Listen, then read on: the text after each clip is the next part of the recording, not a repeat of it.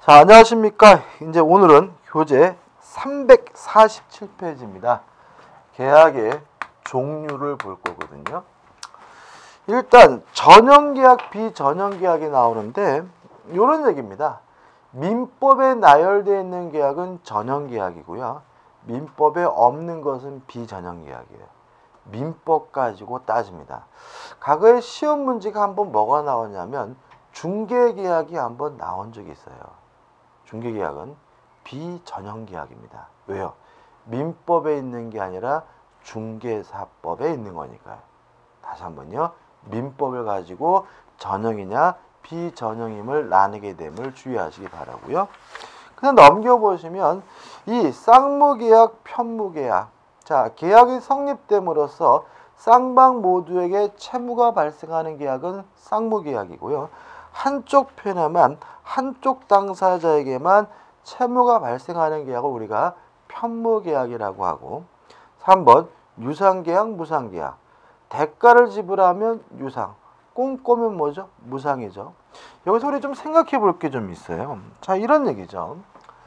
자, 쌍방 모두에게 채무가 발생하는 계약이 쌍무계약이에요. 한쪽 편에만 채무가 발생하는 계약이 편무계약이거든요. 예를 들어 가지고 갑이라는 사람이 A라는 건물을 가지고 있는데 을과 만나 가지고 매매 계약을 했어요.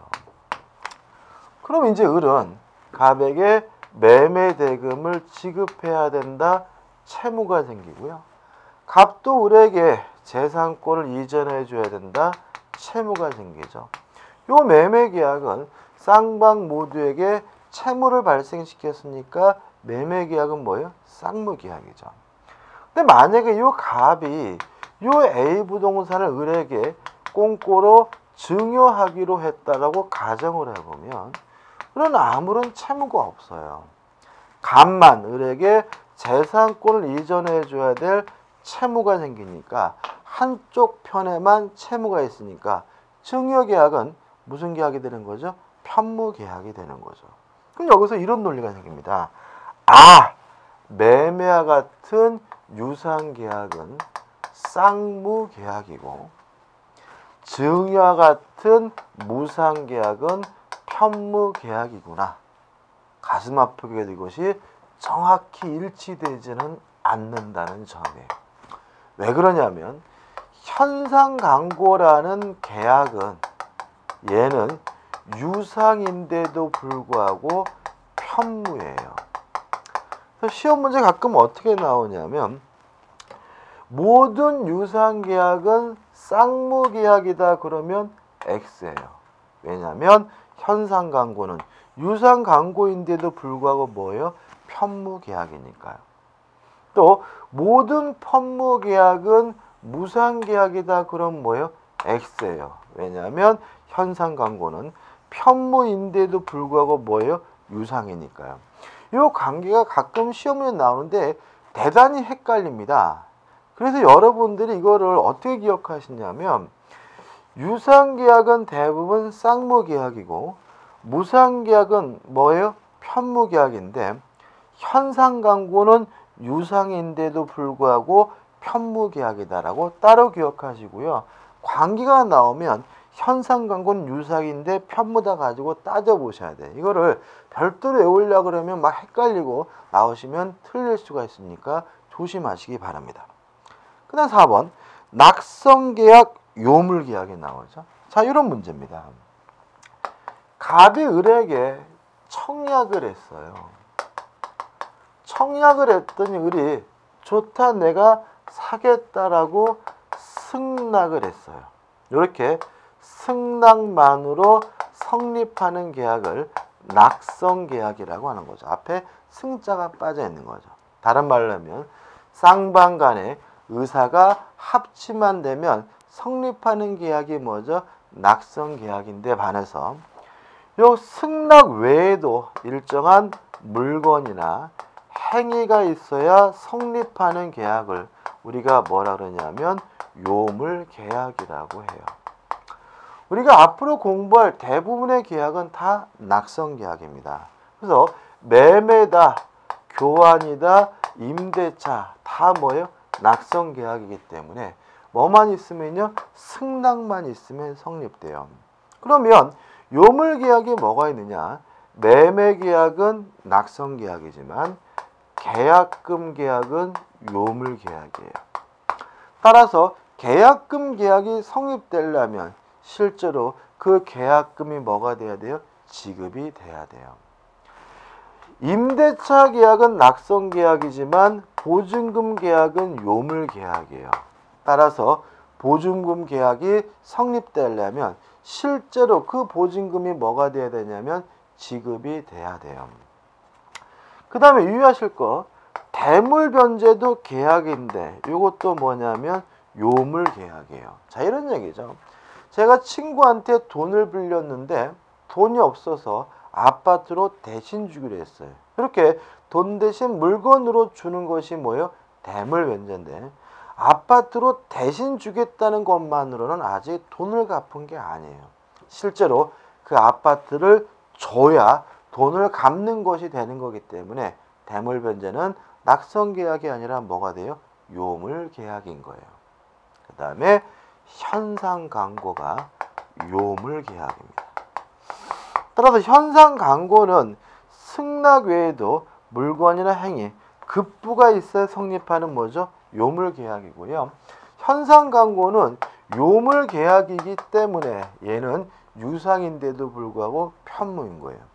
이해를 돕기 위해서 설명을 드릴게요. 자, 이런 문제입니다. 현상 강고하면 뭐가 떠올리시나요? 저는 제가 고등학교 다닐 때 주말에 영화가 떠오르거든요. 주말 영화 보면은 저희 때는 항상 뭐가 나오냐면 서부 영화가 나왔어요. 컨셉이 딱 정해져 있어요. 자, 시작하면 이제 음악이 막 바바박 울리면서 자막이 올라가면서 사막한 건데 어떤 놈이 어떻게 해요? 말 타고 떠벅떠 걸어갑니다. 그죠? 근데 이 인간 딱 클로즈업 하면 어떻게 해요? 옷도 막 다 깨지지 하고 그죠? 모자도 꼭 어떻게 해요? 삐딱하게 쓰고 있고 입에 뭐죠? 씨가 하나 담배 하나 물고 있고 그죠? 그러면서 이 인간이 어디 가냐면 터벅떠 걸어서 어디 가냐면 보안관 사무소를 가요. 보안관 사무소 앞에 가면 어떻게 해요? 전단지가 붙어 있는 거죠. 사람 얼굴이 있으면 밑에 뭐죠? 뭐 $500 이렇게 해요. 이게 무슨 말이에요? 요 놈을 잡거나 죽이면 얼마요? $500를 주겠죠. 여 안에 들어있는 사람은 뭐라 그래요? 현상범이라고 하고 그걸 쫓아다니는 놈은 뭐라 그러죠? 현상범 사냥꾼이라 그러나요? 자, 이게 뭐예요? 현상강고거든요. 다시 말해 현상강고는 뭐냐면 일정한 일을 완성한 요건으로 보수를 지급하는데 청약을 전단지 광고로 하고 있는 게 뭐죠? 현상 광고인 거예요. 이게 뭐죠? 의입니다. 자, 그럼 생각해 볼게요. 일반인들 들게요. 제가 개를 키우는데 개를 잊어버렸어요. 그래서 개를 어떻게 하면 찾을까 고민하다가 우리 사랑하는 강아지 뽀삐를 찾아주시면 50만 원 주겠다라고 전단지를 만들어서 붙였어요. 그러면 개를 찾아주면 50만 원을 준다. 이를 완성을 하면 뭐예요? 보수를 지급하는데 청약을 뭐로 하고 있는 거죠? 전단지 광고를 하고 있는 거죠. 이게 뭐예요? 현상광고인 거예요. 자, 을이라는 친구가 지나가다가 전봇대를 봤더니 개 한 마리 찾아주면 50만 원을 준대요. 짭짤하다는 생각에 저한테 전한 거죠. 제가 찾아드리겠습니다라고 승낙을 했어요. 계약이 성립될까요? 만약에 을이 개를 찾아주겠다라고 승낙했다는 이유만으로 계약이 성립된다면 을이 나중에 개를 못 찾는 것은 채무불이행이 되거든요. 불합리합니다. 따라서 을은 개를 찾을 수도 있고 못 찾을 수 있는 것이니까 승낙하더라도 아직 계약이 뭐든 건 아니에요. 성립된 것은 아니에요. 그럼 계약이 언제 성립되느냐? 을이 실제로 뽀삐를 찾아와야 강아지를 찾아와야 그때 비로소 뭐가요? 계약이 성립되니까 현상 광고는 무슨 계약이 되는 거죠? 요물 계약이 되는 거고요. 그러면 계약이 성립되고 나서 보니까 을은 더 이상 할 채무가 없는 거죠. 간만 을에게 뭘 줘야 돼요? 50만 원을 줘야 될 채무가 있으니까 유상계약인데도 불구하고 한쪽 당사자에게만 채무가 있는 무슨 계약이 되는 거죠? 편무계약이 되는 거죠. 정리해보면 현상광고는 요물계약입니다. 따라서 지정된 행위를 완성해야지만 그때 비로소 계약이 성립됩니다. 따라서 계약이 성립되고 나면 을에게는 더 이상 할 일이 없다, 채무가 없고 간만 을에게 보수를 지급해야 된다, 한쪽 당사자에게만 채무가 있기 때문에 유상인데도 불구하고 뭐가 돼요? 편무계약임을 주의하시기 바랍니다. 아마 이렇게 기억하시면 안 잊어버릴 거라고 저는 굳게 믿습니다. 그 다음 5번 계속적 계약, 일시적 계약, 임대차, 사용대차, 소비대차처럼 일정한 시간의 경과가 필요한 계약을 계속적 계약이라고 하고요. 매매다, 교환이다, 증여처럼 시간의 경과가 필요하지 않으면 이걸 우리가 일시적 계약이라고 하죠. 축의 6번 본계약 예약, 설명드릴 게 없죠. 그죠? 매매계약은 뭐죠? 본계약이라면 미리 매매계약을 체결하고로 약속한 것은 뭐가 돼요? 예약이 되고요. 우리가 매매에서 또 한번 봐야 돼요. 자, 제4절 이제 계약의 성립입니다. 계약은 낙성계약이 원칙입니다. 따라서 쌍방 간의 의사가 합치가 있으면 그것만으로 계약이 성립하는 것이 원칙인데, 따라서 1번 서설 의사가 합치돼야 계약이 성립되는 거거든요. 그게 뭐냐? 1.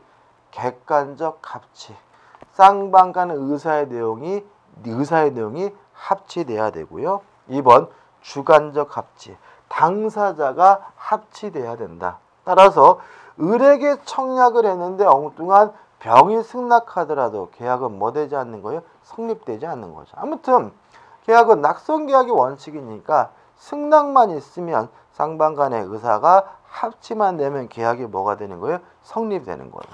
그럼 넘겨보시면 이제 우리가 뭘 공부할 거냐? 넘겨보시면 이제 뭐가 나오냐면 판례가 나오는데 한번 읽어보시면 되는 거예요. 중요한 게 아니고. 그 다음에 2번 불합의와 차고가 나오거든요. 이것은 우리가 전에 했던 거예요. 자, 일단 개념 뭔가요? 불합의란 계약 자체가 성립조차 되지 않은 것은 뭐예요? 불합의고, 차고는 뭔가요? 일단 성립은 했고 유효한데 그 착오를 일으킨 부분이 중요 부분이고 중대한 과실이 없으면 취소할 수 있는 게 착오잖아요. 그러면 불합의와 착오는 전혀 다른 거거든요. 근데 하단에 보시면 나번 무의식적 불합의와 착오에서 가나다가 이렇게 나와 있거든요. 한번 읽어보시되 중요한 것은 이게 무엇과 관련되어 있냐면 법률행위 해석과 관련이 되어 있다는 거예요. 전에 했던 거를 복습해보면, 자, 갑이 을에게요 뭘 팔고 싶냐면 계집을 팔고 싶어요. 근데 뭘 팔겠다고 했냐면 집을 팔겠다고 했거든요. 그랬더니 을이 좋다, 내가 네 집을 사겠다라고 승낙을 했어요. 자, 문제는 이렇게 의사표시가 불일치되면 뭘 하냐면 법률행위 해석을 하고요. 원칙적으로 무슨 해석을 하게 돼요? 규범적 해석을 하게 되는 거거든요. 그러면 갑이 을에게 팔겠다고 한 것은 표시된 데는 뭐예요? 집이고, 을은 뭐 사겠다고 했어요? 집을 사겠다고 했으니까 규범적 해석을 하면 집에 대해서 계약이 뭐가 되냐면 성립되게 되는데, 다만 일방 당사자의 의사표시가 불일치되어 있고 갑이 만약에 그 사실을 모르고 있다면 이게 뭐가 되냐면 착오에 의한 의사표시가 되는 거죠. 근데 만약에 이 똑같은 사례를 자연적 해석을 하게 되면 갑이 을에게 팔겠다고 한 것은 뭐가 되냐면 계집이 되고요. 을이 뭐 사겠다고 했어요? 집을 사겠다고 했으니까 불합의로서 계약이 뭐조차 되지 않냐면 성립조차 되지 않는다는 거죠. 그래서 시험 문제 많이 나오는 건데 우리가 머릿속에 잊지 말 것은 착오가 되려면 반드시 무슨 해석을 해야 되냐면 규범적 해석을 해야 되는 거예요. 만약에 자연적 해석을 하게 되면 불합의로서 계약 자체가 성립되지 않기 때문에 착오 문제가 발생하지 않는다는 거예요.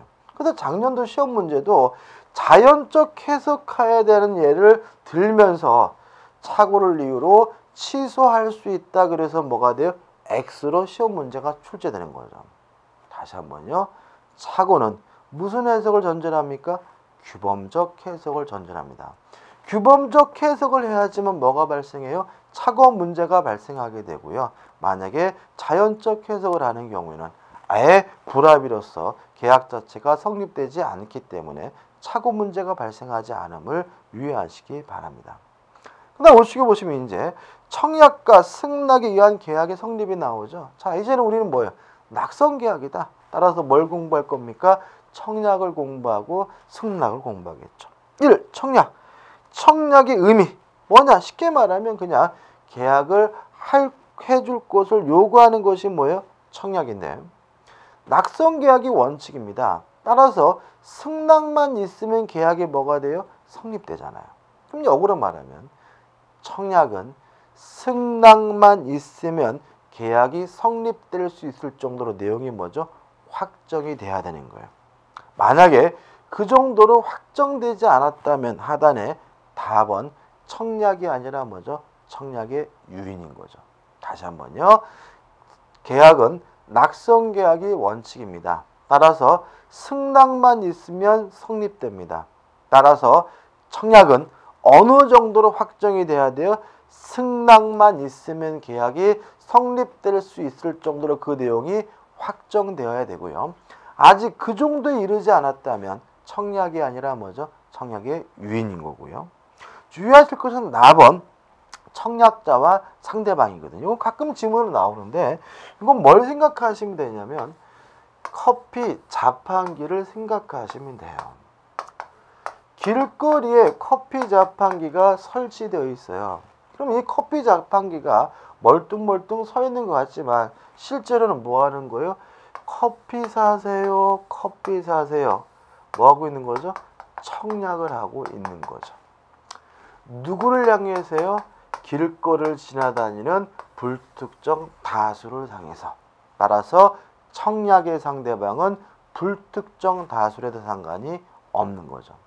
다만 주의하실 것은 청약자는 자판기를 설치한 사람일 텐데 요 청약자는 누군지 모르지만 특정인이어야 돼요. 그 다음 우리가 커피를 뽑아 먹을 때 자판기 설치한 사람 이름을 알아야 뽑아 먹을 수 있는 것은 아니니까 청약자는 특정인이 돼 뭐 될 필요 없어요? 명시될 필요도 없음을 주의하시기 바랍니다. 자, 청약자는 특정인이어야 합니다. 청약자가 명시되지 않아도 되고요. 누구인지 몰라도 상관없습니다. 청약의 상대방은 뭐래도 상관이 없어요? 불특정 다수래도 상관이 없고요. 뭘 생각하시면 된다고요? 커피 자판기를 생각하시면 쉽게 이해될 것이라고 믿습니다. 그냥 넘겨보시면 이제 뭐가 나오냐면 2번 청약이 효력해서 효력 발생 시기가 나오는데 이것도 복습이에요. 청약은 의사표시입니다. 자, 의사표시는 원칙적으로 도달주의를 취하고 있기 때문에 상대방에게 도달하게 되면 뭐가 생겨요? 효과가 생기고요. 또 발신 후 도달하기 전에 사정이 변경됐더라도 영향을 미치지 않으니까 청약자가 발신 후 도달하기 전에 사망하거나 제한 능력자가 되어도 아무런 영향을 미치지 않아요. 따라서 도달하게 되면 뭐가 생겨요? 효과가 생기게 되는 거죠. 4번 청약의 구속력에서 비철회성이 나와 있는데 특별한 것은 아닙니다. 의사표시가 도달하게 되면 효과가 생기니까 도달된 후에는 더 이상 뭐하지 못해요? 철회하지 못한다. 이런 말이 나와 있고요. 좌측 하단에 보시면 구속력의 내용 해가지고 1. 승낙기간을 정한 경우 우측의 상단에 승낙기간을 정하지 않은 경우 한번 읽어보시기 바라고요. 아무튼 청약은 상대방에게 도달이 되면 더 이상 뭐하지 못해요? 철회하지 못합니다.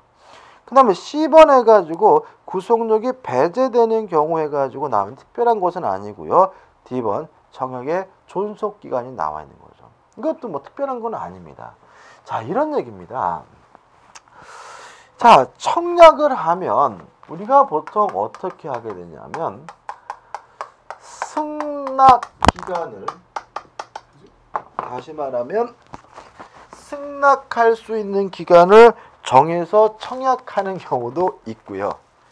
승낙기간을 정하지 않고 청약하는 경우도 있는데 만약에 승낙기간이 정해져 있다면 언제까지 승낙을 해야 계약이 성립되냐면 그 기간 내에 승낙을 도달시켜야 계약이 뭐가 되는 거예요? 성립되는 거고요.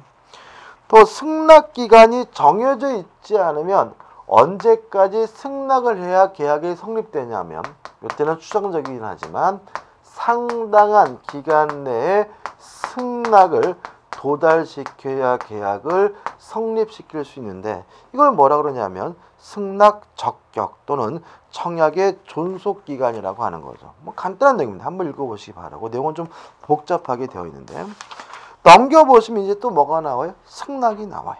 의의는 뭐 설명드릴 게 없죠. 그죠? 청약에 응하는 것을 말하고요.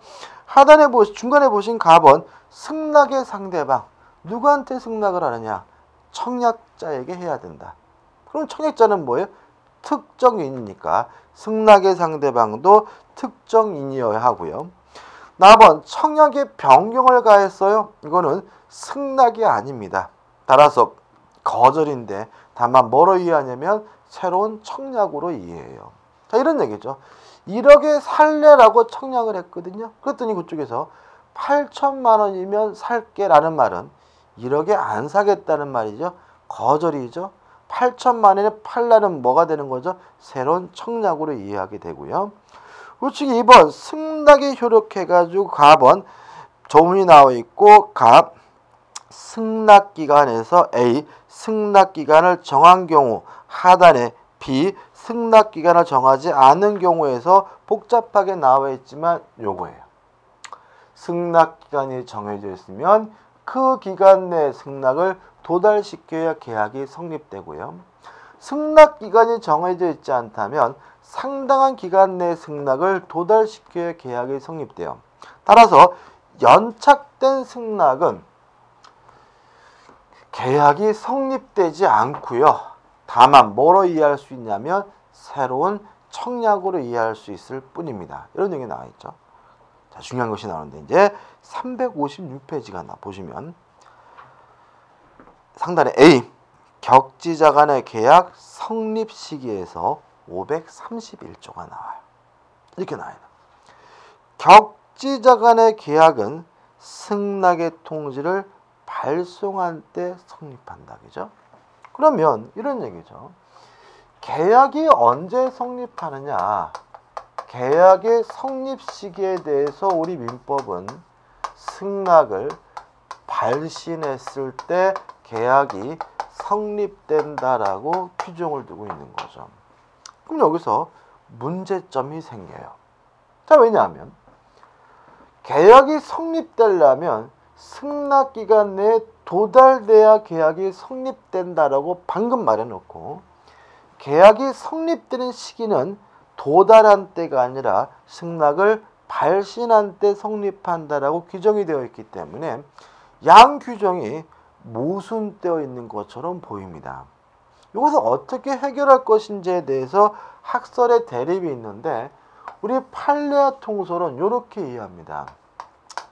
승낙 기간 내 부도달을 해제 조건으로 해서 승낙의 발신 시 계약이 성립된다라고 이해하는 것이 우리 판례 입장이에요. 해제 조건이란 건 뭔가요? 일단 현재는 유효하지만 조건이 성취가 되면 효과가 없어지는 게 뭐죠? 해제 조건이잖아요. 따라서 일단 이런 얘기죠. 일단 계약은 언제 성립한 거예요? 승낙을 발신할 때 일단 뭐죠? 성립한 거죠. 다만 승낙 기간 내에 도달하지 못한다면 해제 조건이란 말은 성립했던 계약의 효과가 없어져 버리는 거다라고 이해하는 것이 뭐죠? 판례고 통설의 입장이라는 얘기죠. 예를 들어 볼까요?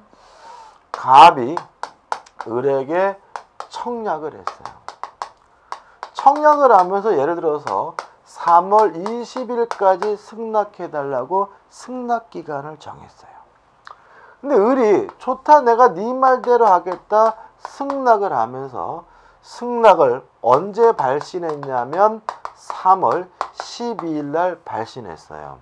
그러면 계약은 일단 언제 성립한 거예요? 승낙을 발신할 때 3월 12일 날 성립한 거죠.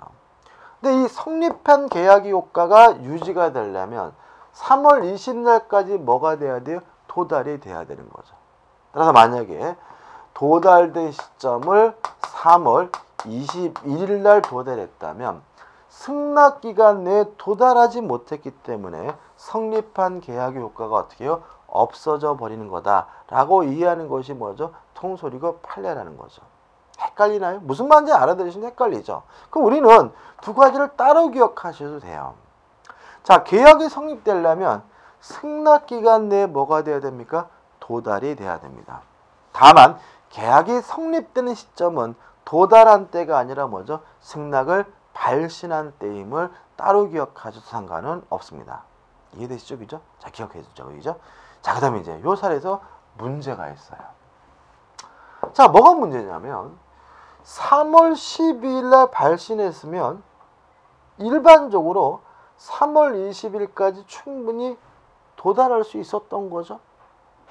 그러면 여러분들이 을의 입장이라면 내가 충분히 미리 보냈으니까 계약이 성립되겠구나. 이미 뭐죠? 유효하겠구나라고 계약이 이행될 것을 뭐 하겠어요? 준비하겠죠. 그래서 우리 민법은 특별 규정을 두고 있어요. 자, 앞으로 갈 겁니다. 자, 앞으로 가셔가지고 355페이지 상단에 528조가 있어요. 자, 528조 2항을 보시면 이렇게 됐네요. 승낙의 통지가 전항의 기간 후에 도달한 경우에 보통 그 기간 내에 도달할 수 있는 발송인 때는 청약자는 지체 없이 상대방에게 그 연착의 통지를 하여야 한다. 그러나 그 도달 전에 지연의 통지를 발송한 때는 그러하지 아니하다. 사망 청약자가 전항의 통지를 하지 아니한 때에는 승낙의 통지는 연착되지 아니한 것으로 본다라고 되어 있죠. 그렇죠? 여기까지 이해하시면 되는데. 자, 보자고요. 자, 갑이 봤더니 며칠 날 보냈어요? 3월 12일 날 보냈어요. 그러면 보통 요 기간 내에 충분히 도달할 수 있는 발신이기 때문에 갑은 을에게 뭘 해줘야 된다는 거예요? 연착의 통지를 해줘야 된다는 거죠. 그럼 만약에 갑이 을에게 연착의 통지를 한다면 연착이 된 거예요. 따라서 계약이 뭐 되지 않아요? 성립되지 않는데 연착의 통지를 하지 않았다면 사망에 따라서 연착되지 않고 요 기간 내에 도달된 것으로 보기 때문에 계약이 뭐가 돼요? 성립이 돼요. 언제요? 승낙을 발신한 때인 3월 12일 날 계약이 뭐죠? 성립되게 되는 거죠. 조금 헷갈리죠? 그럼 핵심적인 것만 말씀드릴게요. 자, 계약이 성립되려면 승낙기간 내에 뭐가 돼야 돼요? 도달이 돼야 됩니다. 다만 주의하실 것은 계약이 성립되는 시점은 도달한 때가 아니라 승낙을 뭐한 때요? 발신한 때입니다. 됐고요. 자, 근데 만약에 승낙이 뭐가 됐냐면 연착이 됐어요. 다만 그 연착된 승낙이 발송한 시점을 가만 보니까 충분히 승낙기간 내에 도달할 수 있는 발신인 경우에는 뭘 해야 돼요? 연착의 통지를 해야 되고요. 연착 통지를 하지 않으면 연착되지 않은 것이 돼서 계약이 성립되는데 그 시점은 언제입니까? 3월 10일 발신한 때까지다 라까지만 이해하시면 되는 거죠. 이 부분을 우리 수험생분들이 아주 싫어하세요. 왜 그러냐면은 일단 여러분들은 갑을병을 아주 미워하세요. 거기다가 날짜까지 나오면 더 환장해 하십니다. 그래서 막 입에서 막 10원짜리 막 나오고 그러는데요. 아주 문제가 간단해요. 왜 그러냐면 매치든 해치든 어떻든 간에 중간 과정이 아무리 복잡하더라도 계약이 성립하는 시기는 언제인 거예요? 항상 승낙을 발신한 때인 거죠. 그래서 아무리 사례가 길고 아무리 내용이 복잡하더라도 계약이 성립하는 시기는 이라고 물어봤다면 결국 뭐만 찾아내시면 되는 거예요? 승낙을 발신한 때만 찾아내면 되는 거고요. 아주 쉽게 문제가 풀릴 수 있는 부분이니까 너무 어렵게 이상하게 생각하지는 마시기 바랍니다. 끝입니다. 자, 그 다음에 이제 교재 다시 356페이지 하단에 오시면 계약의 경쟁 체결이 나오는데 강의 안 해드릴 겁니다. 왜요? 시험 문제 안 나오니까요. 그냥 이건 그냥 넣는 것 뿐이고요. 그러니까 우측에 보시면 그 밖의 방법에 의한 계약 성립인데 이건 개념만 아시면 돼요. 1번 교차 청약. 똑같은 내용의 청약이 상호 교차돼 있어요. 갑이 을에게 1억에 살래라고 했고 을은 1억에 팔래라고 똑같은 내용의 청약이 교차됐다면 굳이 별도로 뭐 할 필요 없어요? 승낙할 필요가 없이 양 청약이 모두 도달되는 순간 계약이 뭐가 돼요? 성립되게 되는데 이게 먼저 교차 청약에 의한 계약의 성립이고요. 그 다음 넘겨보시면 2번 의사실현을 위한 계약 성립인데 이런 얘기입니다. 저는 개인적으로 오뎅을 좋아하거든요. 근데 길을 가는데 포장마차에서 오뎅을 팔아요. 요새 오뎅도 비싸더라고요. 그죠? 팔아요. 그래서 제가 아무 말 안 하고 3개를 먹었어요. 먹고 가려고 했더니 그 아줌마가 아저씨 오뎅값 주세요 한단 말이죠. 이때 제가 아줌마 저 오뎅 산다고 말한 적 없거든요 라고 할 수는 없는 거예요. 제가 오뎅을 사겠다는 말은 안 했지만 그 오뎅을 먹는 행위가 결국 뭐예요? 사겠다는 뜻인 거죠. 자, 그럼 의사실현에 의한 계약 성립은 뭐냐면 승낙으로 볼 수 있는 행위가 있다면 그 행위가 있는 것만으로도 계약이 뭐가 된다는 거예요? 성립이 된다는 거예요. 주의할 점은 요건은 주의하지 않아요. 성립 시기만 주의하시면 돼요. 제가 오뎅을 먹는 순간 계약이 성립됩니다. 그 아줌마가 알았는지 몰랐는지는 따지지 않아요. 따라서 행위가 있기만 하면 바로 성립하는 것이고 상대방이 안때가 아니라는 것만 주의하시면 됩니다. 그 다음에 4번에서 이제 뭐가 나오냐면 계약 체결성의 과실이 나옵니다. 은근히 중요합니다. 시험 문제 잘 내는 편이에요. 일단 기본적인 내용만 먼저 말씀을 드리면 원시적 불능이에요. 의가 뭔가요? 법률 행위를 하기 전에 불가능한 것이 뭐예요? 원시적 불능이고요. 원시적 불능은 원칙적으로 무효입니다. 따라서 이행할 필요도 없고 책임질 필요도 없는 게 원칙이에요. 이게 우리가 민법 총칙에서 한 거예요. 항상 그러느냐? 아닐 수도 있어요. 만약에 원시적 불능에 대해서 계약 체결자가 뻔히 알았거나 또는 알 수가 있었고요. 만약에 원시적 불능에 대해서 상대방이 선이고 무과실이라면 계약 체결자는 원시적 불능인데도 불구하고 상대방에게 책임을 져야 되는데 이 책임을 계약 체결상의 과실 책임이라고 하고요. 내용은 신뢰 이익을 배상합니다. 다만 무엇보단 클 수는 없냐면 이행 이익보다 클 수는 없습니다. 여기까지가 솔직히 전부예요. 자, 그럼 정리해 보자고요. 원시적 불능은 무효입니다. 따라서 원칙적으로 뭐 할 필요 없어요? 책임질 필요가 없습니다. 다만 원시적 불능이라는 사실에 대해서 체결자가 알았거나 알 수 있었고 상대방이 선이고 무과실이라면 체결자는 원시적 불능인데도 불구하고 상대방에게 뭘 져야 돼요? 책임을 져야 돼요. 이 책임이 뭐라고요? 계약 체결상의 과실 책임이고 내용은 무슨 이익을 배상합니까? 신뢰 이익을 배상합니다. 다만 무엇보단 클 수는 없어요. 이행이익보다는 클 수가 없다는 것까지 꼭 기억해 두시기 바랍니다. 교재 보시면 535조가 나와 있죠. 제가 설명드린 내용이고요. 우측에 보시면 의의 나와 있고 2번에서 법적 성질을 나오는데 법적 성질은 문제가 되지는 않아요. 자, 근데 문제가 되는 것은 뭐냐면 적용 범위입니다. 일단 이 적용 범위에 대해서 우리 판례는 우리 학설은 계약 체결 전 준비 단계에서 발생한 문제를 해결하기 위해서 계약 체결성에 관한 민법 규정을 유추 적용해야 된다는 것이 우리 학설의 태도입니다. 따라서 우리 학설은 이 계약 체결성 과실 책임을 원시적 불능에서뿐만 아니라 계약 체결 전 준비 단계에서 발생한 문제에도 확대 적용하려는 것이 우리 학설의 태도입니다. 물론 우리는 수험적으로 학설이 중요한 것이 아니라 뭐가 중요한 거죠? 판례가 중요하거든요. 그럼 판례는 어떻게 보고 있느냐? 판례는 원시적 불능인 경우에만 계약 체결상의 과실 책임을 인정합니다.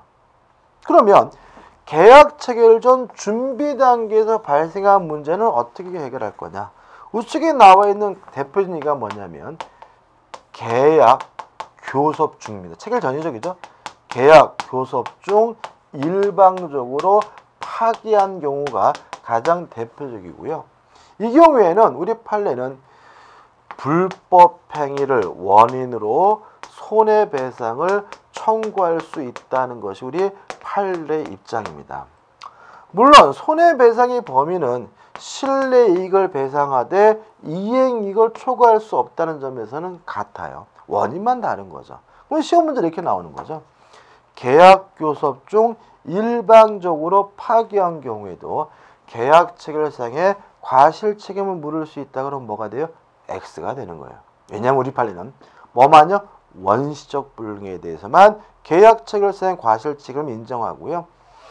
계약 교섭 중 일방 파기, 계약 체결 전 준비 단계에서 발생한 문제에 대해서는 무엇을 원인으로 해요?